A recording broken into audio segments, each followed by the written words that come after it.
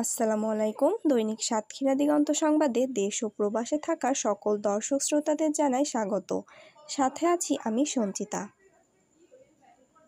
শ্যামনগরে পুলিশের অভিযানে দেশীয় অস্ত্র উদ্ধার। সাতক্ষীরা জেলা থেকে ইব্রাহিম গাজীর ভিডিওচিত্রে বিস্তারিত দেখুন।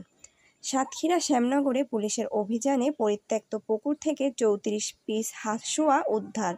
শ্যামনগর থানা পুলিশের এক অভিযানে রবিবার 20 এপ্রিল বেলা 12টা 30 মিনিটে নকিপুর মধ্যপাড়া আওয়ামী লীগের নেতা সাবের মিস্ত্রির বাড়ি সংলগ্ন পুকুর থেকে গোপন সংবাদের ভিত্তিতে 34টি দেশি অস্ত্র উদ্ধার করে।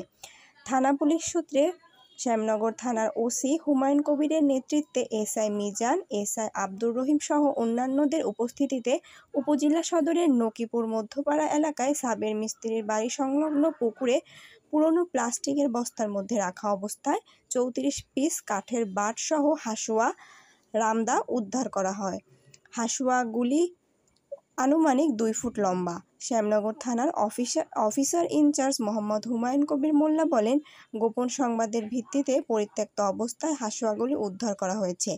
এই বিষয়ে অনুসন্ধান চললে আইনগত ব্যবস্থা গ্রহণ করা হবে।